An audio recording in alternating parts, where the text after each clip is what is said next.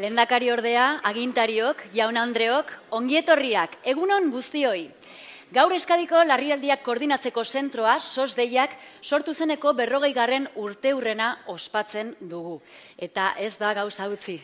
SOS-deiak zerbitzuaz, bat bi telefono zenbakiaz, hitz egitea azken batean zerbitzu horrek euskal gizartearentzat duen esannahiaz hitz egitea garrantzi handiko kontua da.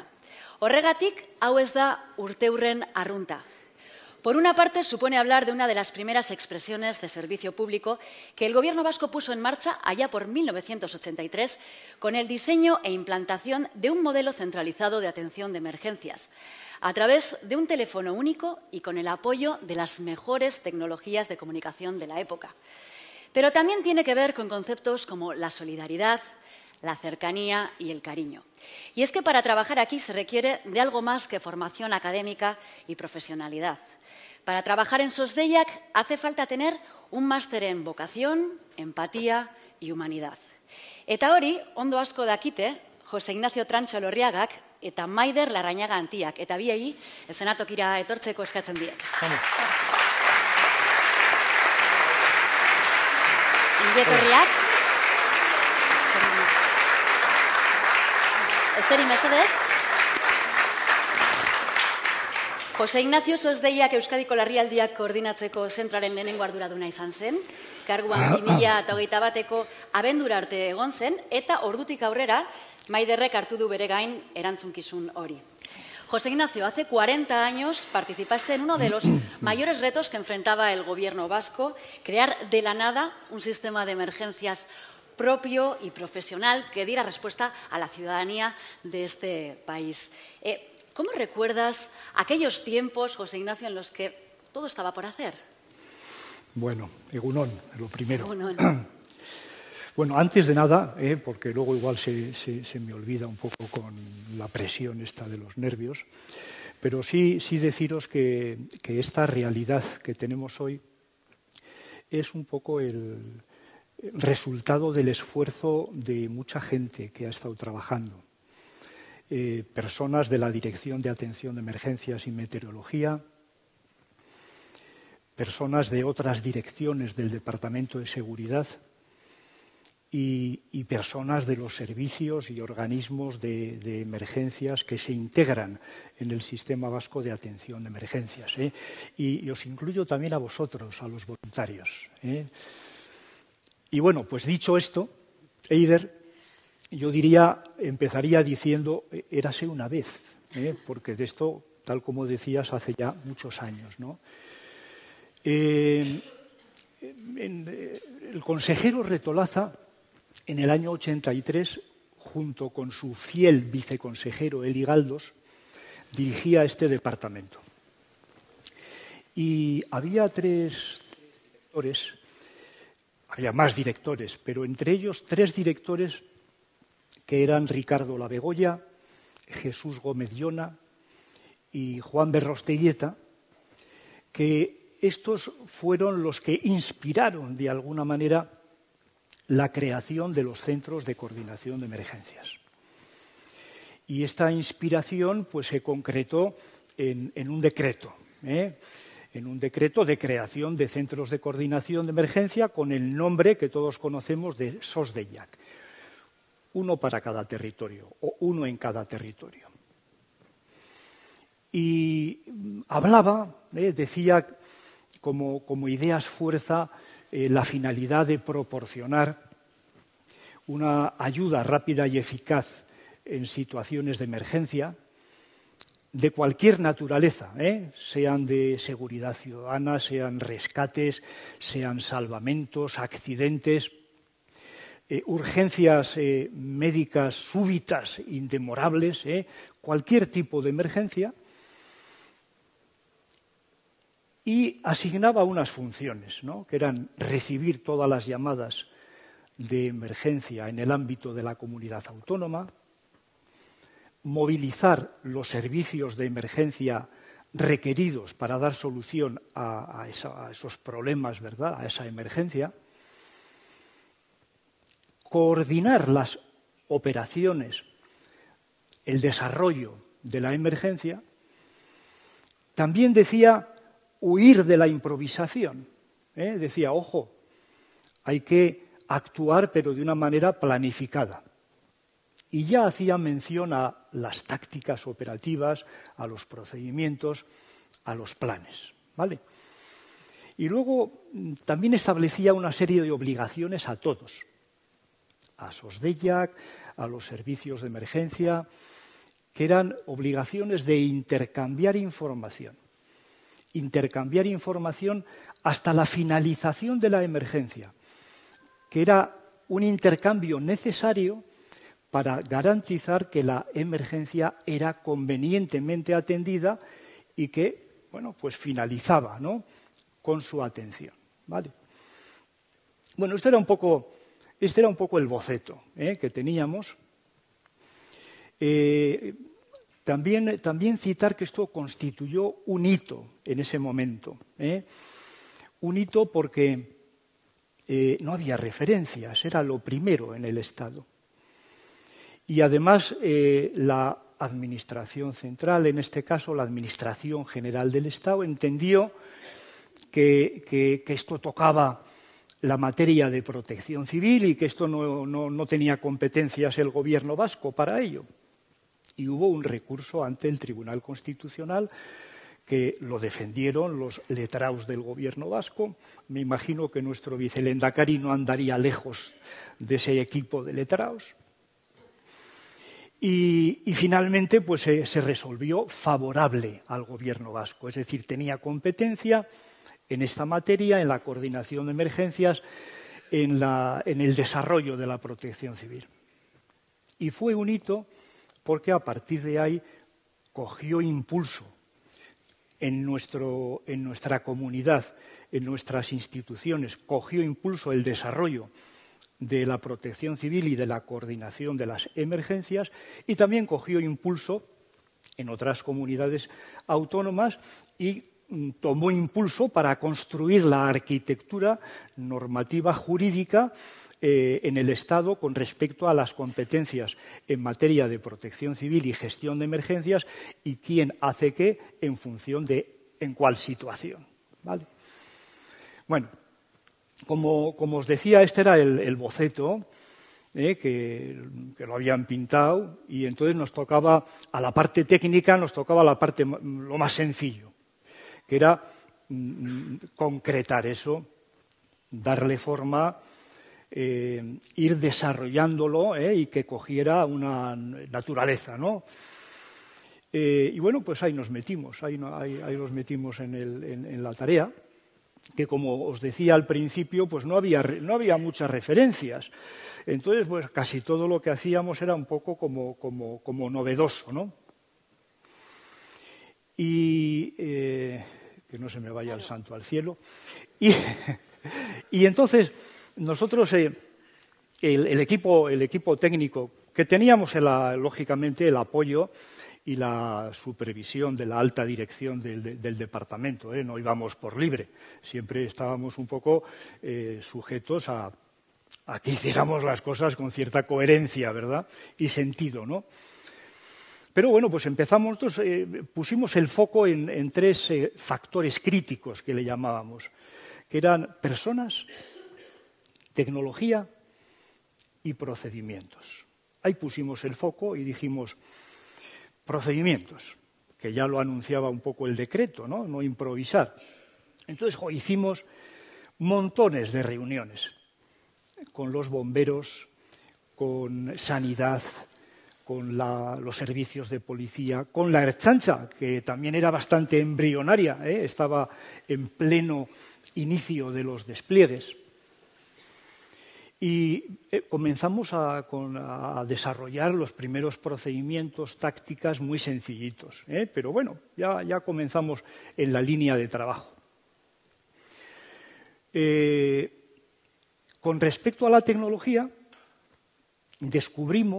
se descubrió que en Renania-Westfalia había una aplicación informática que utilizaba el Länder de Alemania, de esa zona, para coordinar y gestionar las emergencias. Y nos lo trajimos. nos lo trajimos. Y empezamos a funcionar con esa plataforma tecnológica que no tiene nada que ver con las actuales, ¿eh? No tiene nada que ver. Las impresoras eran de mi altura y tiraban un papel que llamábamos papel pijama, pues del tamaño de medio metro, ¿eh? Porque os hagáis una idea. Se puso el teléfono 088 en marcha. Teléfono único o común, al menos, para las llamadas de emergencia en el ámbito de la comunidad autónoma, que también fue un hito, ¿eh? El teléfono común para las llamadas de emergencia. Luego este teléfono, en el año 97, cambió a este que tenemos aquí atrás, al 112. ¿Y por qué cambió? Pues cambió porque hubo una decisión europea que dijeron, oye, esto además de ser una unión económica, somos una unión política y tenemos que facilitar que las personas se muevan libremente en nuestro espacio. Y si tiene un vasco que está en Alemania, tiene una emergencia, ¿a dónde tiene que llamar? O al revés. Y de aquí surgió el 112. Estoy pensando que todos recordamos y todos tuvimos la pegatina del 088 sí. en casa, en la nevera, cerca. Pienso que tampoco fueron momentos fáciles. Has dicho que os tocaba la parte más sencilla, pero un camino de rosas, desde luego, no fue. Yo suelo tener mala memoria para esas cosas. Sí. Para los momentos difíciles. Procuro tener mala memoria. Pero hacemos un esfuerzo, ¿eh? Bueno, yo recuerdo que nada más poner en marcha el centro de coordinación en el 83, tuvimos las famosas, por lo dramáticas y los daños que produjo, las inundaciones del año 83. En el año 88 volvimos a tener otras inundaciones. Estas son poco conocidas. Afectaron más a la zona guipuzcoana de Elgoibar, Eibar, Ermua, que es Vizcaya, ¿verdad? Pero más se centró en esa zona. Pero fueron unas inundaciones también potentes, ¿eh? Porque los daños que produjeron materiales no fueron tan graves como los que hubo en el 83, pero creo recordar que desgraciadamente hubo como una docena, 12 fallecidos, ¿eh? Son unas inundaciones poco conocidas. Tuvimos en el 85, un poco antes, el accidente del Monte Oiz, tuvimos unos accidentes también con múltiples víctimas en la autopista en Amorebieta, y luego, bueno, algún accidente de materias peligrosas también, y para colmo, poco antes de jubilarme, nos viene una plaga bíblica en forma de COVID. O sea que hemos tenido prácticamente de todo. Pero yo creo que lo más importante de eso es que de cada una de estas situaciones, de cada una de estas experiencias malas, por lo complejas, por lo difíciles, por lo laboriosas que son y por el mal cuerpo que te dejan, pero lo más importante fueron las enseñanzas que el aprendizaje, en definitiva el aprendizaje. De las inundaciones aprendimos la importancia de las alertas tempranas. Las alertas tempranas. ¿Me oís? Sí. Las alertas tempranas. Es decir, en inundaciones también cuando están las aguas arriba y tal, se puede hacer muchas cosas, pero sobre todo socorrer a quien está en peligro. Pero cuando se puede hacer mucho es antes. Cuando tú tienes un conocimiento de que se van a producir unas precipitaciones muy importantes. Ahí se pueden tomar medidas preventivas, ¿no? En el accidente del Monte Oiz, por ejemplo, aprendimos que era muy importante la atención a los familiares de las víctimas. Personas que entran en shock, personas que no saben qué hacer, personas que no saben a dónde dirigirse, personas que únicamente ven que hay servicios de policía, que hay servicios forenses, que les hacen 1000 preguntas, que les piden por si tienen alguna radiografía del dentista, ¿no? Porque se trata de identificar a las víctimas y entran las personas en shock, ¿no? Y ahí nos dimos cuenta de la importancia que es articular también dispositivos de atención a familiares de víctimas, ¿no? Y bueno, pues en cada uno hemos ido cogiendo un aprendizaje y lo hemos ido incorporando pues a nuestra manera de ser y de actuar. Son cuestiones, la anticipación, la prevención, la atención psicológica, que hoy en día no son familiares, pero yo creo que a muchos y muchas de nosotras nos puede costar un poco situarnos en cómo eran las cosas en aquellos tiempos. Y para añadir algo más de contexto y ayudarte a hacer memoria, hemos preparado el siguiente vídeo. Vamos a hacer un breve recorrido por el Centro de Coordinación de Emergencias de Euskadi. Con el jefe de este Servicio de Coordinación de Emergencias del Gobierno vasco. Adelante, Olga. Muy buenas noches. Nos encontramos en el centro director del servicio SOS Deiak y nos acompaña el jefe de este servicio, José Ignacio Trancho. Parece que mañana va a llover, señor Trancho, pero efectivamente esas lluvias van a ser tan problemáticas como para causar alarma en la población. Los datos objetivos son los siguientes. Mañana se prevén chubascos de carácter moderado, tormentosos, tanto en Álava como Vizcaya como Guipúzcoa. Señor Trancho, en cualquier caso, ¿qué medidas de precaución deberíamos de tomar los ciudadanos de pie? Son medidas muy sencillas. La primera de ellas es que es seguro que muchos ciudadanos tienen que desplazarse durante el día de mañana en sus propios vehículos, porque así lo hacen normalmente cuando van al trabajo, a los colegios, etc. En ocasiones de forma tormentosa. Precaución y calma son los consejos que debemos aplicarnos. Son unas lluvias que por su intensidad, indudablemente, no son lluvias habituales, son más intensas, hay que decirlo, que va a llover con ganas, pero lógicamente están muy lejos de esas precipitaciones que ha habido recientemente en San Sebastián y en pueblos de cercanías, y por lo tanto no esperamos que las consecuencias se parezcan ni de lejos a las que tristemente hemos vivido en días anteriores. De momento la situación está bajo control.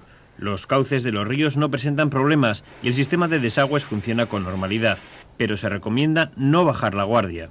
Lo que sí pedimos a los ciudadanos es que actúen con sentido común y que tengan en mente las normas básicas de autoprotección.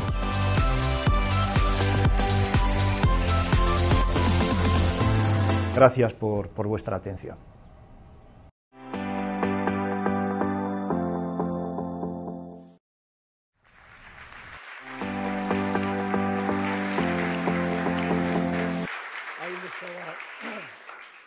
Ahí le estaba quitando o usurpando temporalmente el puesto de trabajo a nuestro compañero José Antonio Aranda, Gastelumendi, que son quienes realmente conocen, entienden y son los expertos en la materia. Pero bueno, ya sabéis que en Interior lo mismo planchamos un huevo que nos freímos un calcetín, ¿no? Maider, zuk hartu zenuen Jose Ignazioren lekukoa, SOS Deiak zerbitzuak Euskadiko larrialdien erreferentziako koordinazio zentroa izaten jarraitzeko erantzunkizuna hartu duzu zure gain, eta etorkizunari begira, zeintzuk esango zenituzke direla erronka nagusiak? Bueno, lehenengo erronka izango dana da urte guzti hauetan gure lagun, gidari eta bide lagun izan dan Jose Ignacio Tranchoren utzunea betetzen saiatzea. Erronka oso zaila, baina, bueno, saiatuko geha. Eta, bueno, alare esan beharra dago bat-badian erronka asko ditugula. Orain arte, herritarrak gurekin bat-babi telefonaren bitartez jartzen da harremanetan eta erantzuten diogu. Baina guainaiekia saiatzen ere bai alderantzizko bidea egiten. Nahi deguna da, gure zentroetatik, koordinazio zentroetatik, gomendioak ematea herritarrari arazo handiak ditugunean. Horretarako ja lanean gabiltza, bat-babi alderantzizkoa dakagu, bat-babi APPA SOS Deiaken integratua dagoena, eta honen bidez, arazo handi bat dakagunean, mesua bialtzen dugu herritarrari, kasu honetan APPA dutenen, ailei iristen geha gomendioak emateko. Bide horretan ere bai, guaintxe, aigea esartzen, ES Alert sistema ere bai.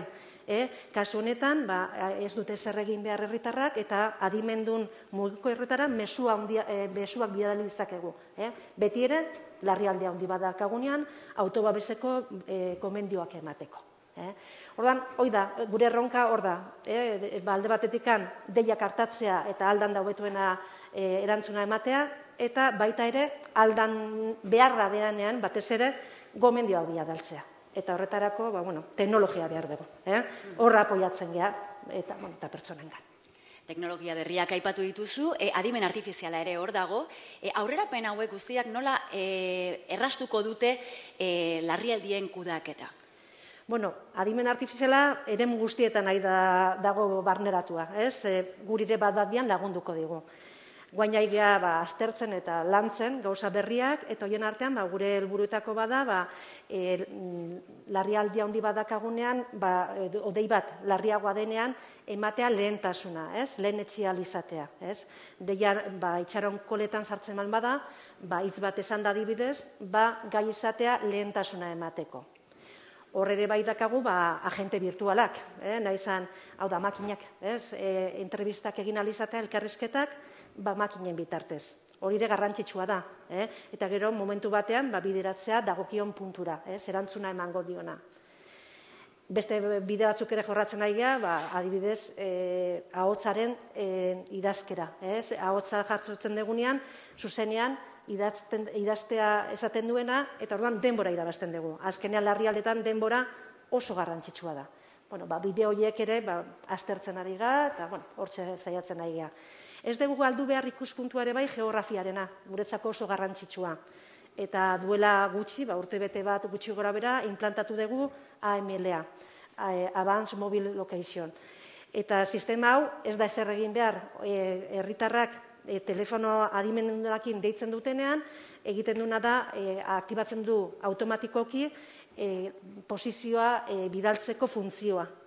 Ordan dei bat egiten duen herritarrak bat dira, sortzen da mezu bat bere lokalizazioakin. GPS, wifi eta operadoren antenen bitartez sortzen da posizioa, eta hori oso aberasgarria da.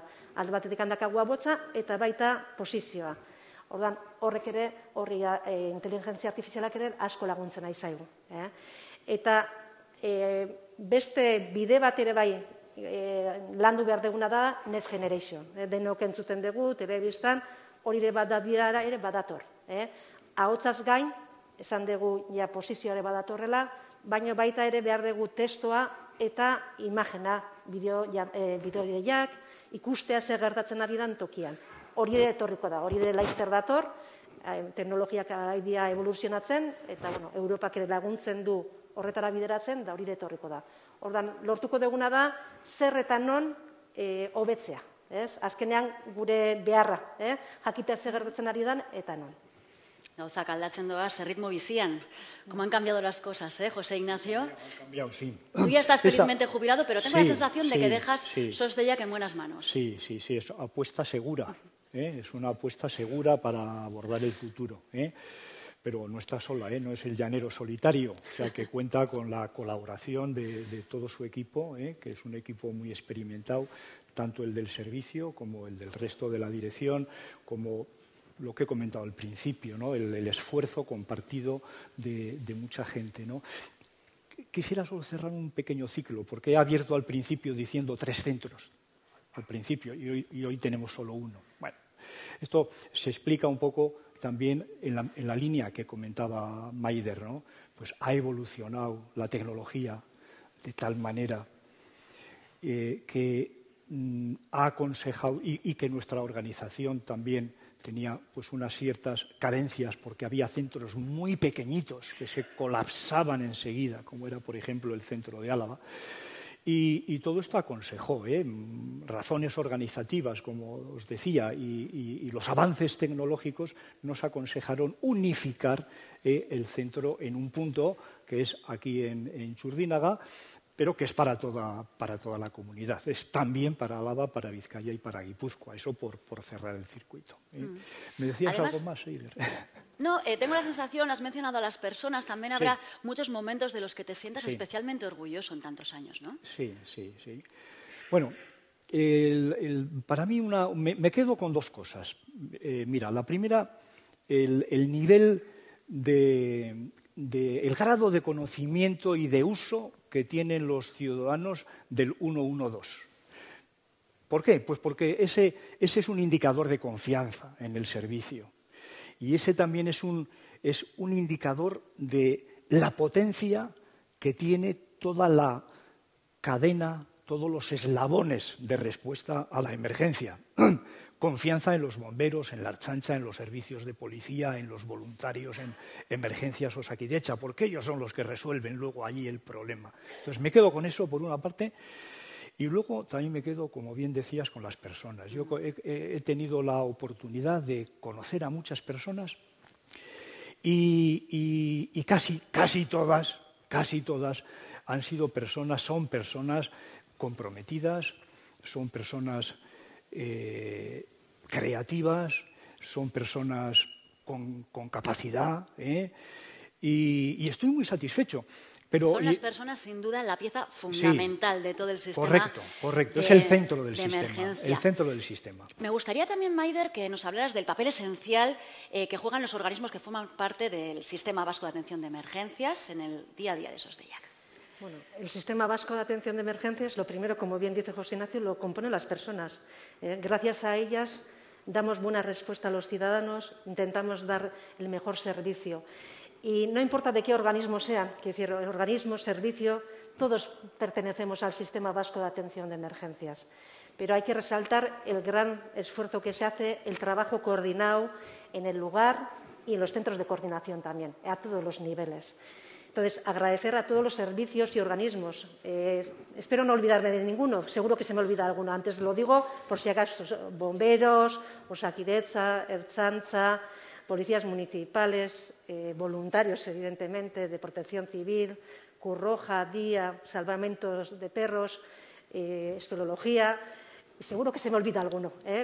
A todos a ellos, gracias a ellos, me olvido también de los nuestros, de los del 112, de los operadores del 112, tráfico, los operadores que también los tenemos aquí al lado, nuestros gestores de incidentes de SOS Deiak, muy importante también.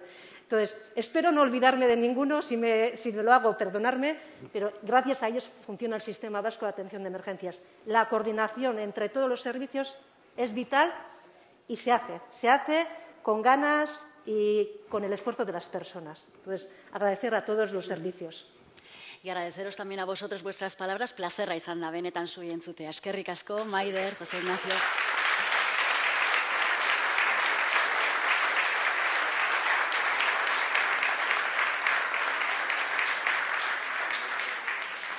Hemos hablado de tecnología, de inteligencia artificial, todo ello es importante, qué duda cabe, pero no podemos perder de vista que el mayor capital de SOS Deiak, y lo hemos mencionado también, han sido, son y serán las personas. Estas son las pequeñas grandes historias de algunas de ellas que hemos recopilado en el siguiente vídeo.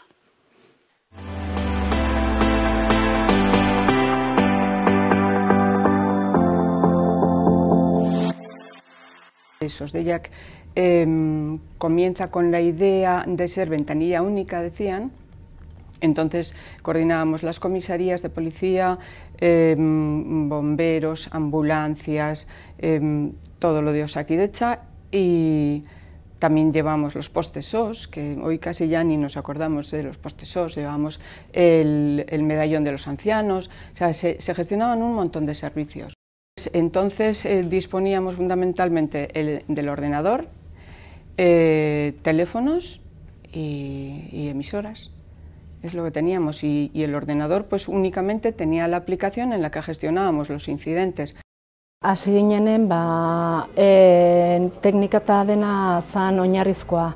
Guan ja evoluzionatzen jungea eta pantailetan etzan ateatzen mapa eta nundikan deitzen aizala. Guk segun zer esaten ziguten ez dakit ze kalea zan, o ikusten zuen dendak edo tabernatala esate ziguten nun zengoen. Antaño hacíamos todos todo. Lo mismo, cogíamos llamadas, que enviábamos ambulancias, que gestionábamos una emergencia, que teníamos que salir pues por un incidente, yo que sé, Vilaldias o cosas así, pues se salía a la calle. Hasi nintzenean lanean, Larrialdiko telefono zenbakian, benetan ez nekien zer zen Larrialdiko zenbaki bat. Eta harrituta gelditu nintzen, ze jendea ditzen zuenean genituen erramentekin oso zaila zen beraia aurkitzea. Ez, baina, azkenean lortzen genuen. Baina gaur egun daukagun erramentarekin bertan jasotzen da deia. Orduan, begiratzeko eta aurkitzeko jendea errezago daukagu. El tema de las búsquedas, por ejemplo, no teníamos las herramientas que tenemos ahora como son los WhatsApp o son las app, buscábamos siempre con tema book, con cuadrículas, entonces era como más difícil de localizar a una persona cuando se perdía en el monte de lo que es ahora, porque ahora muchas veces tenemos la localización exacta vía siempre a las redes de comunicación. Empecé en el 98, entonces todavía teníamos el terrorismo y las llamadas eran un poco duras. Y te quedabas como bloqueada, como diciendo, ¿cómo actúo? Era un poco duro. No sé, me acuerdo del Prestige, aquello fue muy complicado gestionar lo que ocurrió en el Prestige cuando llegaba toda la avalancha del chapapote famoso. Así más a corto plazo, el Zaldívar ha sido horrible. Al chico este que se metió en una cueva, en una sima, se quedó atrapado y por mucho que hicimos no fuimos capaces de poder sacarle y se tuvo que quedar allí. Vivimos muchas experiencias, muchas negativas, entonces intentamos en la medida de lo posible dejarlas un poquito aparte cuando nos vamos a casa. Siempre ha sido un poco más, podríamos decir, especiales cuando hay bebés o niños afectados. Son los momentos más críticos que tenemos en sala cuando trabajamos. Cuando consigues que al fin llegue a buen término, es cuando te sientes a gusto y cuando te sientes completa. Entonces, eso es lo que te hace, cuando vuelves a casa, ir con una sonrisa, podemos decir. Nik hemendik oso pozik irtetzen naiz, lana ondo irtetzen denean. Hau da, mendian dagoenean norbaitek pertsona nagusi batek galdu dela, edo beste batek gelditu dela mendian, eta da abenduaren 31. Eta da gauez. Eta orduan joan behar dira, bai helikopteroak, bai txakurrek, eta azkenean lortzen dutenean pertsona bizirik aurkitzea, hori da oso garrantzitsua. Eta hori nintzen zara posik lanetik esanez lortu dugu eta bizirik agertu da.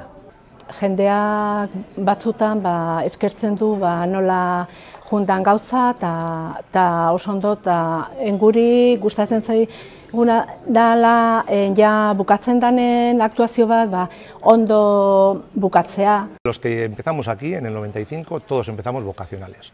Esto para empezar era un destino, una plaza que era transitoria y los que veníamos aquí veníamos con una inseguridad de decir, bueno, esto nos gusta, queremos esto y vamos a pelear por esto. Y bueno, lo hemos conseguido y aquí seguimos. La mayoría, algunos ya se han jubilado, a otros nos quedan poco y muy contentos. Hasta que no empecé a ver todo el trabajo en sí, no me di cuenta de que es un trabajo muy bonito. Porque ves un poco el trabajo del resto de las agencias con las que trabajamos, como es Osakidetza, como son la Ertzaintza, como son bomberos. Asko gustatzen zait, eta uste dut nabaritzen dela gustatzen zaidala. Bestela ez nintzateke hemen egongo za. Implikazioa daukat, jendearekin, eta asko gustatzen zait. Eta horregaitik, hemen jarrituko dut, hori espero dut. Aquí me he sentido muy bien. Bien tratada, bueno, he sentido que aportaba con mi trabajo, a partir luego con los años, con la experiencia, bueno, pues la verdad es que muy gratificante, la verdad. Sí.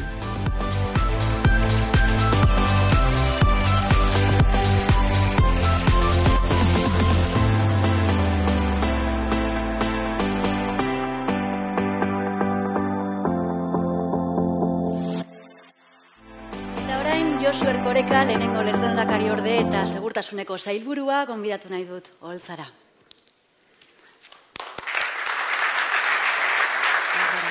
Zurea da hitza.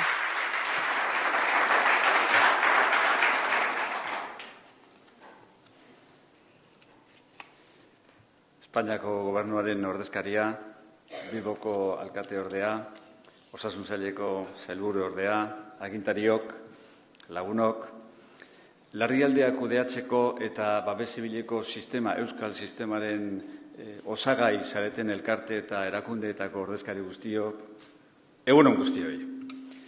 Beti da pozgarria erakunde baten 40. urteurrena ospatzea. Eta bereziki gainera erakunde horrek batez ere eskaintzen duenean zerbitzu publiko bat, ezta.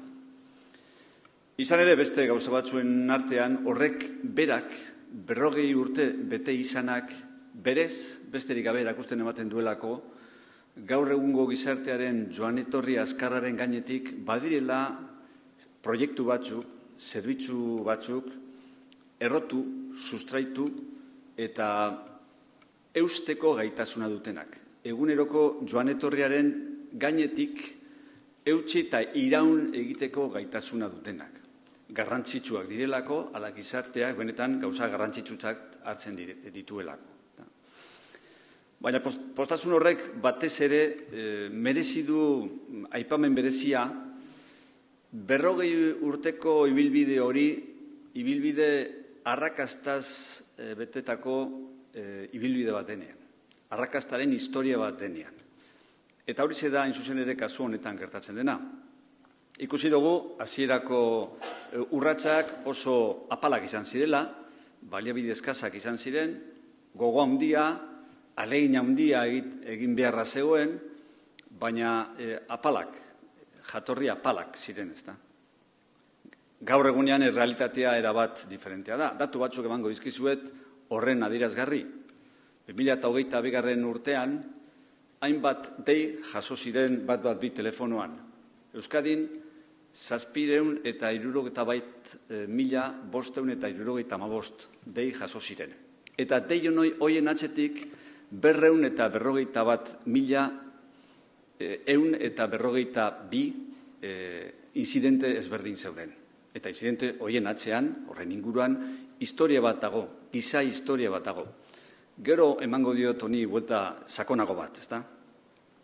El punto de arranque de toda esta historia, de esta secuencia histórica, hoy se ha puesto claramente de manifiesto, lo ha hecho con la exhaustividad que le caracteriza a José Ignacio Trancho, es la publicación, tal día como hoy, un 29 de marzo del año 83, del decreto por el que se establecía la creación de los centros de coordinación operativa en el ámbito de la gestión de emergencias y de la protección civil, ¿no? No es cierto, tú has sido generoso conmigo, José Ignacio, cuando has recordado que yo podría estar entre los letrados que defendieron el decreto. Fue una generación un poco anterior a la mía la que generó el decreto. A mí no me tocó participar directamente en aquella operación, pero yo en aquel momento ni formaba parte de la Administración vasca todavía, ni era una persona directamente vinculada con el mundo de la seguridad pública o de la gestión de emergencias. No tenía esa relación. Sin embargo, el año siguiente sí. Y el año siguiente se produjo algo que tú has mencionado también y que fue relevante, tan relevante probablemente como la propia creación de los centros de coordinación operativa por el decreto, que es cuando el Tribunal Constitucional dicta aquella sentencia ya en diciembre del 84, diciendo que los centros de cooperación de coordinación operativa, su creación era competencia de la comunidad autónoma, podía crear la comunidad autónoma, hacía después unas observaciones con respecto a la Junta de Seguridad y la participación de los cuerpos y fuerzas de seguridad del Estado, pero reconocía la competencia expresa, ¿no? Yo, efectivamente, mi primer contacto con los centros de coordinación operativa se produce ahí, ¿no? Y se produce porque ya entonces sí estaba en la Administración vasca, estaba en la asesoría jurídica de un departamento sectorial, pero advertí que se celebraba con alborozo por parte de los letrados que habían participado en la defensa del decreto, ¿no? En fin, letrados a quienes conocía personalmente, Pello Caballero, estaba Portuondo, estaba incluso el propio Juan Porres, que siendo director de la Academia, creo que lo era en aquel momento todavía, se implicaba directamente en la defensa de los asuntos ante el Tribunal Constitucional porque él era profesor de Derecho Constitucional en la universidad, ¿no? Les conocí, pero yo no formaba parte del equipo todavía, ¿no? Lo que sí, cuando descubrí el alborozo con el que se celebraba aquello, dije, bueno, voy a leerme la sentencia, ¿no? Y al leer la sentencia descubrí varias cosas, también algunas de las cuales también has ponderado tú, ¿no? Descubrí, efectivamente, primero, la capacidad creativa y la inventiva para la formulación de conceptos. El Centro de Coordinación Operativa es un título que refleja muy gráficamente lo que se quería crear, ¿no? Era una expresión bien acuñada, bien configurada y muy acertada para definir lo que se quería crear. Centro de Coordinación Operativa, ¿no? Segundo, me llamó la atención el hecho de que fuéramos ciertamente pioneros, tú has hecho referencia a ellos. Éramos pioneros en la apertura, digamos, de espacios en el autogobierno, éramos pioneros en la creación de sistemas también en el ámbito de la protección civil que ya integraban concepciones que eran bastante avanzadas en aquel momento en relación con la gestión de las emergencias, la capacidad de integrar sistemas diferentes, actores y gestores diferentes que pueden actuar independientemente, pero que lo hacen de manera mucho más eficaz si lo hacen de manera coordinada, para lo cual es preciso crear este tipo de entidades, ¿no? Y luego descubrí también que éramos pioneros en la creación de la doctrina del Tribunal Constitucional. Yo creo que es la primera vez que el Tribunal Constitucional habla de la seguridad pública, habla de la protección civil, de la inserción de la protección civil de los sistemas de gestión de emergencias en el ámbito de la seguridad pública. Hay una doctrina que está en germen ahí, que luego desarrolla en muchas sentencias posteriores, pero la primera está con ocasión de un decreto precisamente nuestro, ¿no?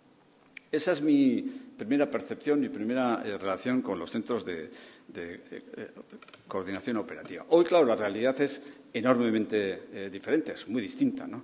Es decir, que el tiempo ha pasado no en vano y, entre tanto, se han producido muchos hitos que han ido marcando un poco la evolución histórica de este centro hasta desembocar en la realidad actual, ¿no? Yo creo que a partir del año 84, seguramente el primer hito reseñable es la creación del teléfono de referencia, porque, claro, un sistema integrado de esta naturaleza, un centro de coordinación operativa, sin un teléfono unificado, no vale, ¿no? El teléfono 088 era más bien policial. También es verdad que el recurso fundamental del que disponíamos en aquel momento en el sistema era el policial, ¿no?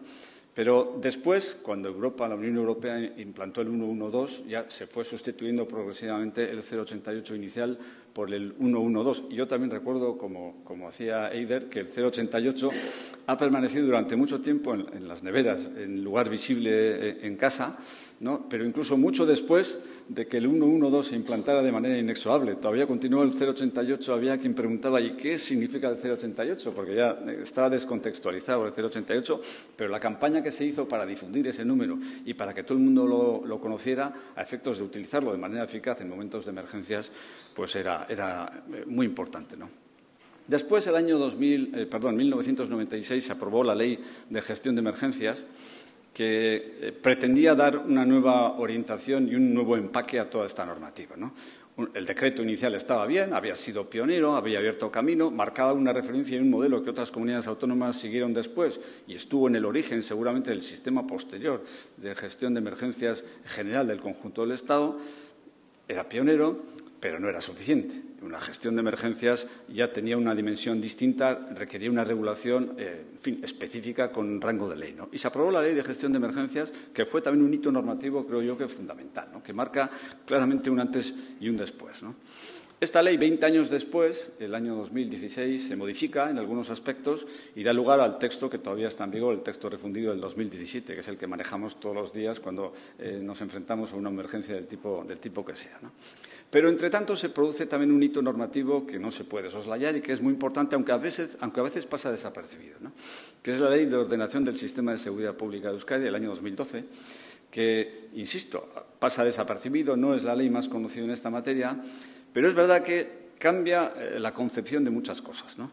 Porque arranca de una idea integral del concepto de seguridad pública que tradicionalmente se asociaba, se vinculaba sin más con la idea de policía y seguridad ciudadana, pero esta ley lo que viene a declarar es no. Aquí hay un sistema de seguridad pública en Euskadi, un sistema que integra, además de la policía y la seguridad ciudadana, por supuesto que están ahí, integra la seguridad vial, integra todo lo que tiene que ver con la gestión de emergencias y la protección civil, integra todo aquello que pueda afectar o que tenga que ver con la garantía y la protección de las personas y de los bienes cuando hay riesgo efectivo de pérdida de derechos fundamentales o de dificultades en el ejercicio de derechos fundamentales y libertades públicas. Una concepción más amplia, más integral del concepto de seguridad pública, ¿no?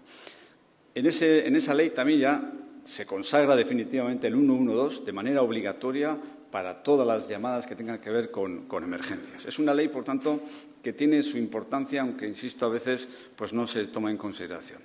Y ahora estamos en un momento decisivo también porque, para completar el círculo, esta ley del año 2012 decía que entre los sistemas, en el Sistema Vasco de Gestión de Emergencias y Protección Civil hay una serie de servicios que son básicos y esenciales, entre los cuales está la salud, está la policía, pero claro, incluía también a los servicios de prevención de incendios y salvamento, ¿no? Que estos servicios, que el Gobierno vasco no dispone de ellos, porque la Ley de Territorios Históricos dijo claramente que el Gobierno, las instituciones comunes pueden legislar en la materia, pero que la ejecución de esa legislación corresponde a los territorios históricos y en el marco de la legislación del régimen local también a los municipios en los términos que corresponda. Eran los únicos servicios que, siendo básicos y esenciales del conjunto del sistema de seguridad o de gestión de emergencias, no tenían una regulación propia con rango de ley, en norma con rango de ley. Y como hay comunidades autónomas crecientes, en número creciente, que están dotando de una ley propia los servicios de prevención y extinción de incendios y salvamento, nosotros hemos optado por la misma idea y este mismo lunes he comparecido en la comisión correspondiente del Parlamento Vasco en defensa para presentar y defender el proyecto de ley que ya está en tramitación sobre esta materia en el Parlamento Vasco, ¿no? Y espero que podamos completar de alguna manera el círculo del Sistema Vasco de Gestión de Emergencias y Protección Civil con la aprobación antes de concluir la legislatura de esta ley, ¿no? Dicho esto, puede parecer que la historia que acabo de describir es una historia fría, propia de un burócrata, ¿no? Y se me reprochará, oiga, Eider ha empezado su intervención con una reflexión de este tipo, ¿no? Esta no es una historia de boletines oficiales, de leyes, normas y decretos. Es una historia que tiene un trasfondo humano de primer orden, ¿no? Y es lo que yo quiero destacar ahora. Efectivamente, la historia del sistema de gestión de emergencias de SOS Deiak 112 es una historia de éxito, sin ninguna duda, pero es, ante todo y sobre todo, una historia de solidaridad. Es una historia que tiene una carga humana de primer orden, porque de las llamadas a las que antes he hecho referencia, el año 2022 el 112 recibió 761.575 llamadas, detrás de las cuales había 241.142 incidentes. Este número es fácil de memorizar porque es 241142, ¿no? Entonces, todos estos incidentes no son números estadísticos, no son meras llamadas telefónicas. Cada una de ellas encierra una historia humana. Cada una de ellas encierra un pequeño drama, un pequeño problema, un motivo de preocupación singular. Hay un incendio, hay un accidente de tráfico, hay una persona que amenaza con quitarse la vida saltando un precipicio, hay un ataque repentino que le da a una persona mayor, hay la pérdida de una persona que se ha ido al monte y ha desaparecido. Hay pequeños dramas humanos, cada uno de ellos entronca un pequeño o un gran drama humano que algunos tienen reflejo en la prensa, muchos de ellos no lo tienen, pero que entrañan preocupación. Por eso esta es una historia sobre todo de solidaridad y de un profundo sentido humano. Y es verdad que quienes están implicados como voluntarios y como profesionales en este ámbito, todos tienen ese compromiso humano de primer orden, ¿no?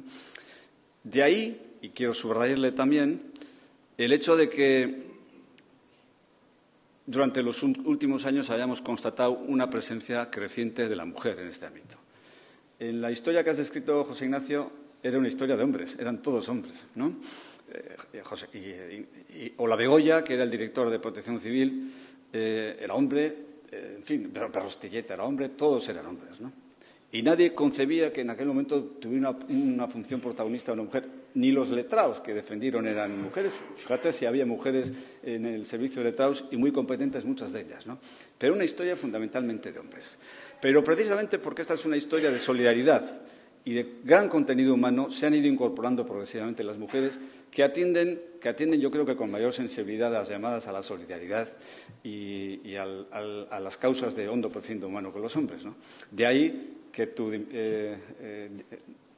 retirada del servicio, tu jubilación, pues haya sido inmediatamente sustituida por la incorporación de una mujer, que han adquirido un protagonismo reciente en este ámbito, un dato enormemente positivo, porque juntos, hombres y mujeres, hacemos lo que separadamente, individualmente considerados, pues no podemos alcanzar, no podemos llegar a hacer, ¿no? Por eso, 40 años de éxito, 40 años de historia de solidaridad y de profundo sentido humano, y precisamente por todo ello 40 años que nos esperan por delante también de éxito y de profundo humano y solidaridad. Zorionak eta eskerrik asko egindako lana.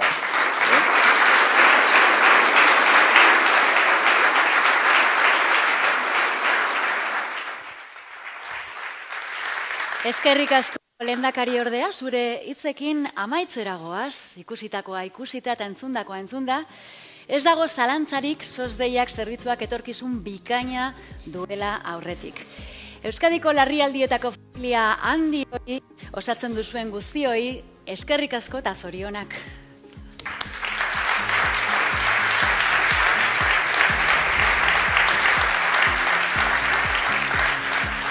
Beno, eta jarraian, zentroaren kanpoan dauden eskiaretan, familia argazkietan parte hartzera gonbidatzen zaituztet, baita ere zerbitzatuko den aperitiboa hartzera. Así que todos y todas, por favor, nos disponemos a tomarnos las fotos de familia en el exterior del centro. Eskerrik asko.